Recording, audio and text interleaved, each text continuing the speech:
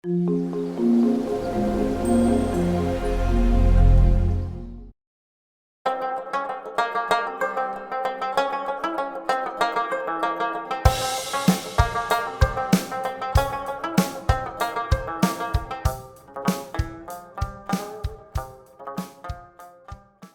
it's Chris, and this is a weird video. It's just something odd. So, for a while, the PiStorm 32 has had the chip RAM fix where it's super fast chip RAM and everything's happy. But apparently, when I upgraded my own PiStorm 32 and Holden Modifies PiStorm 32, the chip RAM was still in the toilet, and Claude and the team at the PiStorm Discord took the initiative and reached out and said, hey, can you test some things and do some stuff? And we did. Which has led myself and them, including Mr. Claude himself, to change the crystal. So I got my only PAL crystal in my entire stock, and I'm going to put a socket in this one. My 1200 is just a little bit custom. I have the VGA or Scanplus AGA, a clock port with sensor, and then a GoTech with a screen that I just so happened to write all the stuff down, thank God, because when I unplug it, it's a mess. So I'm going to do that. I'm going to take everything out of here. We're going to put a PAL crystal in, and hope for the best. I got the hard membrane, but I wrote on those little white wires here who goes where, because I have an LCD screen slapped on the top for my GoTech and a hard membrane with the plug-in 500 or 1200. That's cool too. I'm gonna modify this anyway, because most of the stuff we know is in the old Eurozone metrics, the PAL region for Amiga stuff, you know? So here's I haven't had this thing and this apart in a long time. Just marking my pins in case I have to take it apart more, because I'll be dumb and do something stupid. Now, 18,278 years ago, I bought the metal holder dude from, oh my god, I forget, one of you guys over in the Eastern Bloc there. And it helps out because I don't have to take the whole daggone metal apart, because it's just that. And I bought what I thought was a plastic shield, which turned out to be a piece of paper from Amiga Kit. Yeah, that's great. But I can work on my board without taking the port thing cover dude off. Alright, so I'm just going to pull these out and get a socket in here. Solder sucker. If you're blind, use a marker so you know where you're working at. Let's write some circles on there. I'll add a little bit of solder to the points before I extract them, just to help the removal. This is a factory NTSC 1200 crystal. There we go. One NTSC crystal from TXC 2863636. Still works. Probably not after I threw it. Oh, what's this crystal? 2863636 CXO. We got a couple of them. So you take a 14-pin socket. Looks like this. You take a pair of pliers here and you push out all of the pins except for the outer 4. And when you're done, it looks like this. Just the outer 4. And it's just the perfect size for the crystal to go in. I let them know that socket's complete testing can commence. And special kudos to the entire PiStorm team. Lee and Claude and everybody who jumped in that said, hey, this isn't correct. Let's get this ironed out. There's no, you're an idiot. There's no, hey, you big dummy, you forgot this. Nothing like that. They're just like, let's get this fixed. Let's see what's going on. And they jumped right in. So, my first test, I'm going to use the same as I did. We're going to put the Amiga back in its board here. Plug my Scanplus in. So it's set up the same way, except this time we're going to use, I'm not going to hook up the Gotek. I don't need that. I'll just do the PiStorm. The only test difference is going to be the PAL crystal. Okay. Alright, Amiga Kit real-time clock is not found. Okay, I'm not changing my resolution. My resolution is currently double NTSC high-res no flicker. I gotta be double PAL high-res no flicker. Because I'm now PAL. Alright, this monitor doesn't do the best with PAL, but new shell, can't type, this keyboard's got issues. L, oh my god. We're going to get E, Control X, NEWSHELL, BUSTEST, chip. Bus test chip. And no. Alright, so test 1 is flipping it to PAL. I'm still on a Scanplus AGA. Okay? This is double PAL, high res, no flicker, 8 color.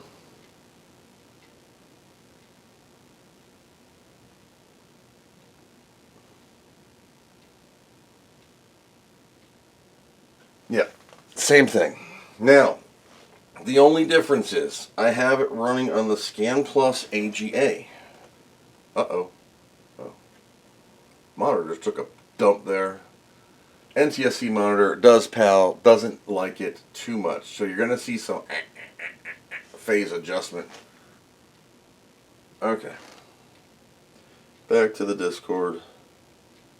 We're going to bypass the Scanplus. Kaboof. And we're going to go on RGB with the DB23 to VGA adapter. Just to, for S and Gs, to see what we see. Here we go.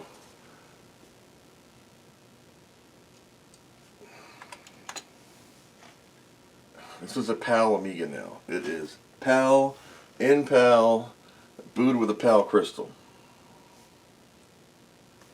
My TXC crystals right here.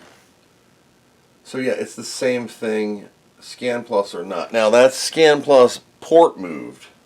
Oh my god, is it worse? 091819. Sorry.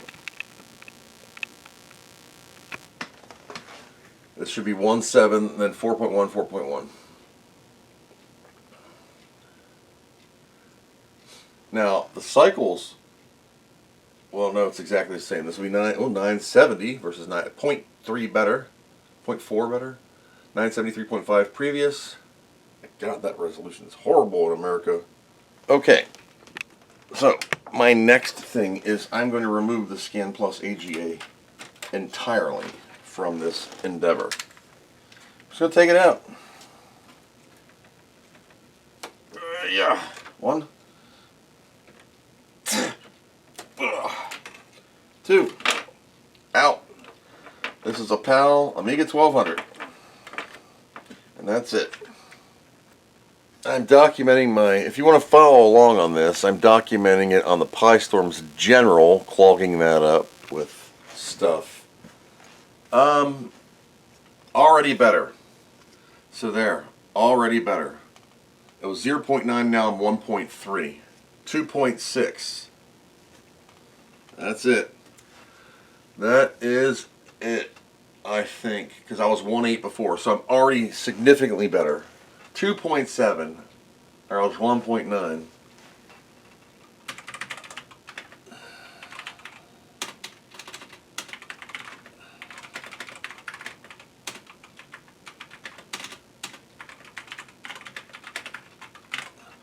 Now, let's reduce the resolution. We're going to take it off. So PAL, Double mouse button, boot with no startup sequence. Alright, B-U-S-T-E-S-T. Shit.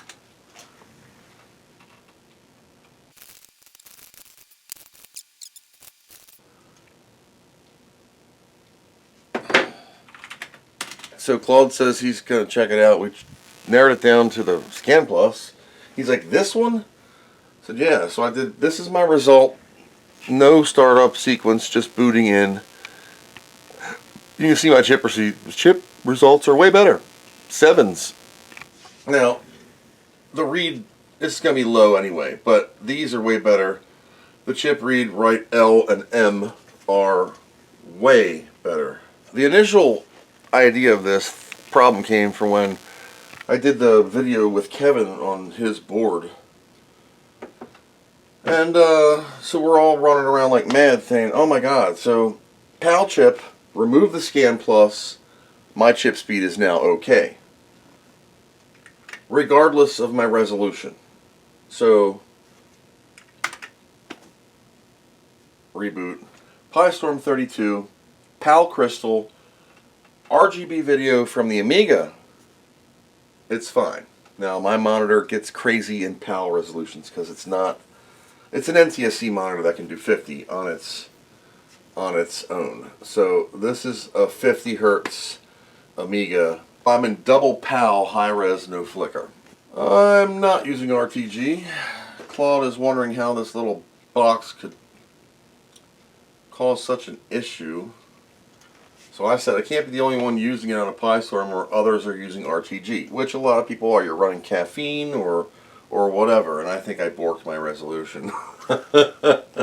So Claude says that the Indivision, people use the Indivision a lot for their flicker fixers. So my combination may not be that common, he says. I guess many use RTG and then many with the Indivision for native, so the combination I have may not be so common. That's okay. I mean, you know, it's alright. So this is the lowest resolution of PAL I can get my NTSC monitor to do. B-U-S-T-E-S-T-C-H-I-P. Bus test chip. Let's go for a native PAL resolution on a non-flicker fixed PAL NTSC monitor. Alright. So now that's the Scanplus findings. So Claude says he don't see a crystal on this thing. Let's take a close-up photo of this thing. I don't know how Discord does on the high-res photos there. We're just going to turn it back on and run the same test, just with the board plugged in. Well, alright. I'm going to leave the Amiga running. I'm just going to pull the RGB head out, put the video in the VGA,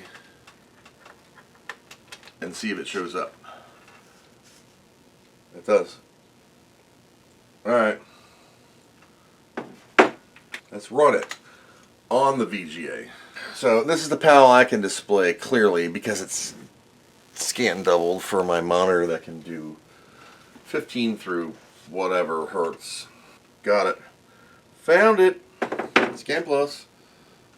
So we're getting there. It's a combination of resolution, the Scanplus, the PAL machine itself. So that was, I booted it on Amiga RGB. I ran the test here. I physically removed the adapter to the Scanplus. I'm going to reboot now with the Scanplus.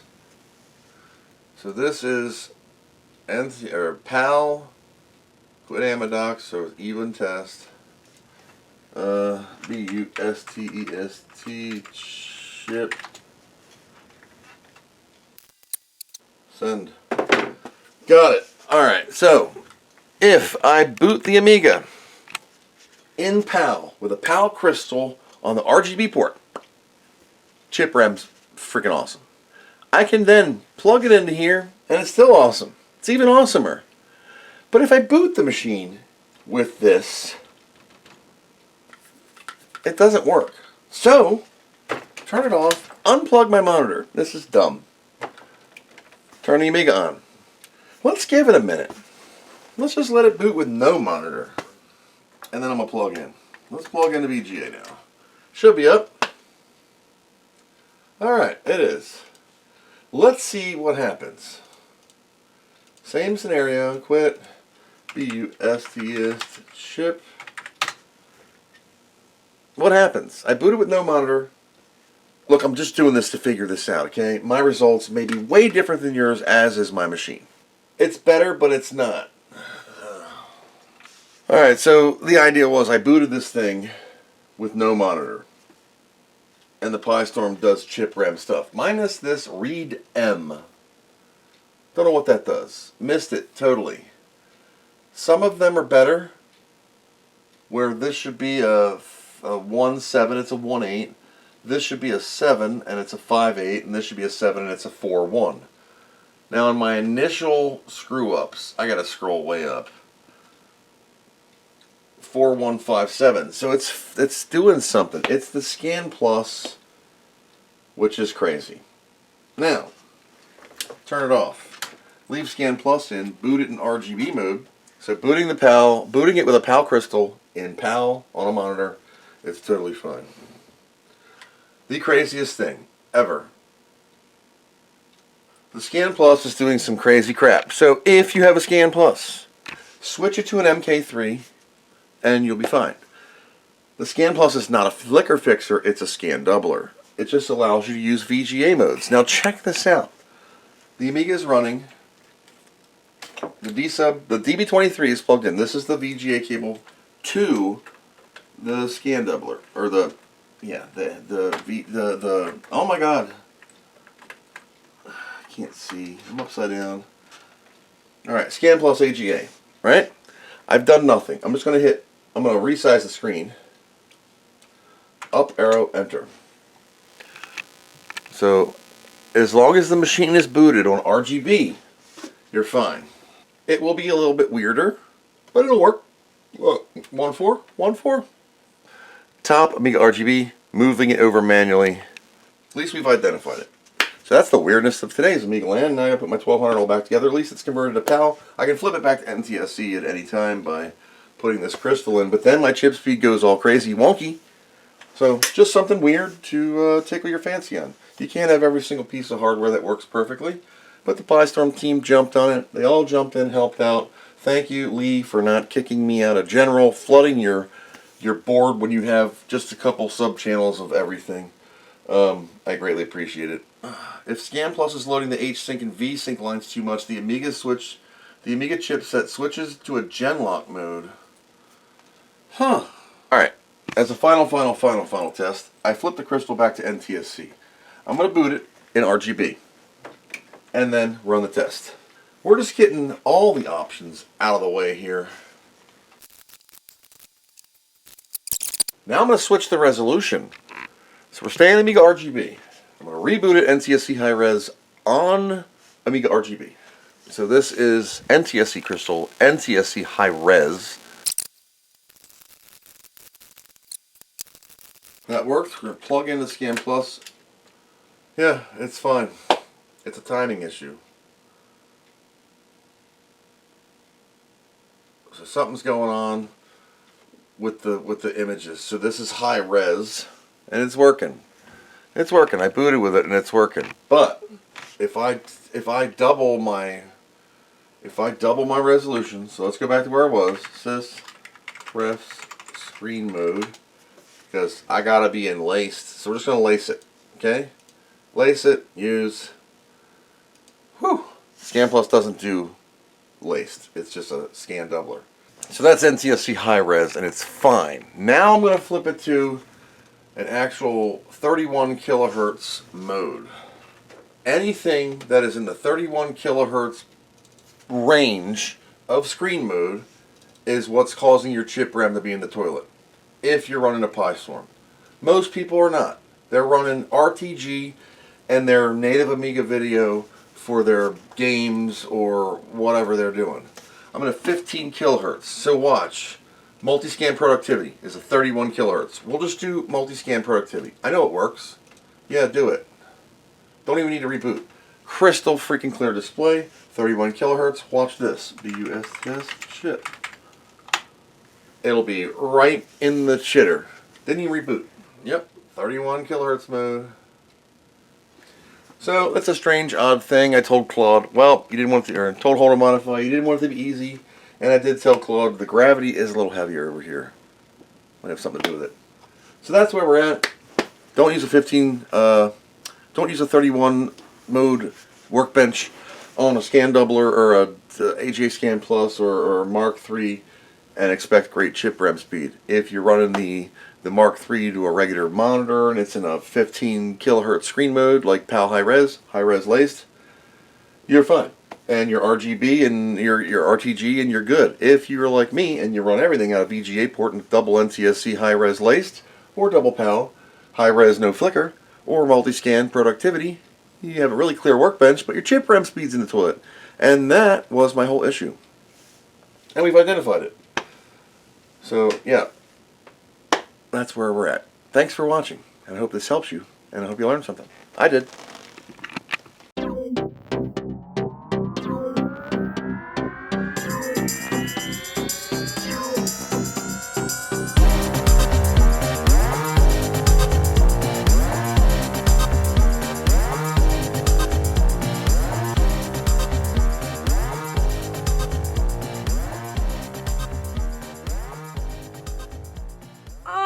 What do you know from funny, you bastard?